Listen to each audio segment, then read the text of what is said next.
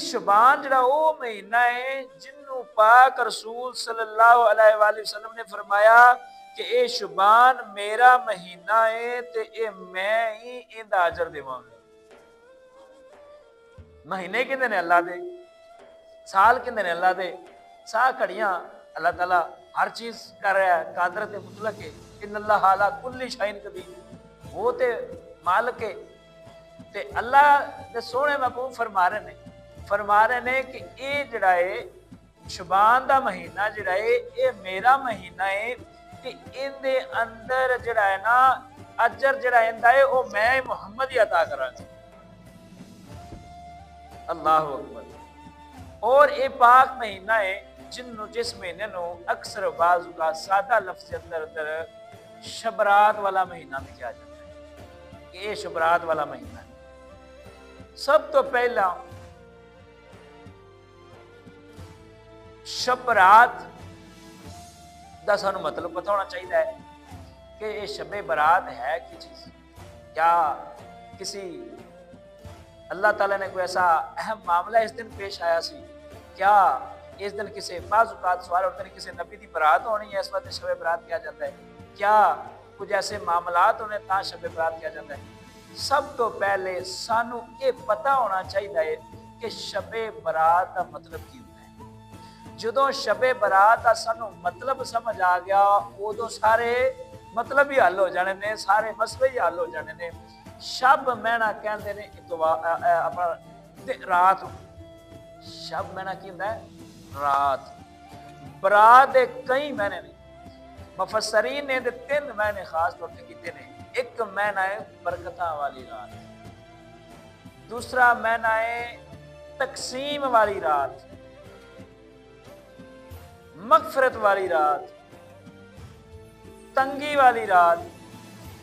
کتنے معنی ہو گئے؟ 4۔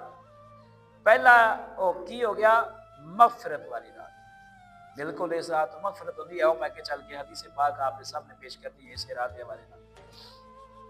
دوسرا ہے تقسیم والی رات، مغفرت تو سمجھ آ گئی، مغفرت اللہ تعالیٰ اپنے بندے مغفرت فرماتا ہے کنہ دی جنہ نے اس رات میں عبادت کی، میں حدیث پاک ضرور آپ کے سامنے کل رکھا گا۔ دوسرا معنی ہے تقسیم والی رات، اللہ دے خزانے تقسیم ہوتے ہیں۔ تیسرا اینو کہندے نے تنگی والی رات، کی تنگی والی رات۔ یہ تنگی والی رات کیوں کیا جاتا ہے؟ یہ بھی حدیث پاک جو انشاءاللہ اس ثابت کرا۔ مغفرت والی رات، برکتاں والی رات، تنگی والی رات، اور کیڑی؟ تقسیم والی رات۔ ان ساریاں چیزاں دا نچوڑ اسی سرکار دو عالم صلی اللہ علیہ وآلہ وسلم آپ دی حدیث پاک دے اندر ہی لینا ہے۔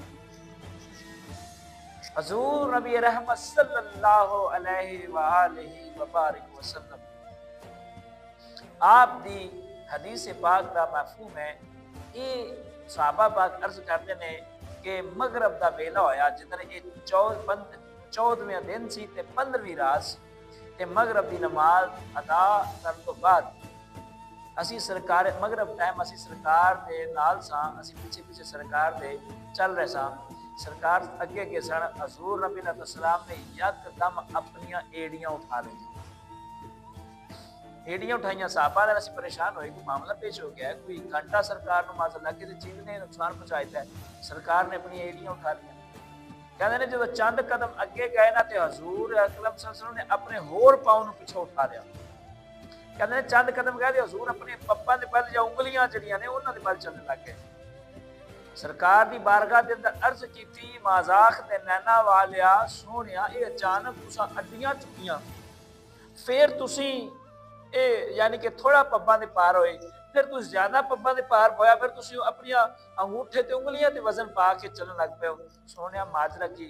حضور نبی علیہ السلام نے فرمایا کہ رحمت دے اتنے فرشتے زمین تے آ چکے نے کہ قدم رکھن واسطے جگہ نہیں لبدی پئی، رحمت اتنے۔ اس وقت انہوں کہنا تنگی والی رات کی اللہ دے اینے رحمت دے فرشتے اس رات نو آندے نے کہ زمین تنگ پہ جاندی ہے، اس تو زیادہ اللہ دے جڑے رحمت دے فرشتے آتے ہیں، اس واسطے نو کیا جاندہ ہے تنگی والی رات۔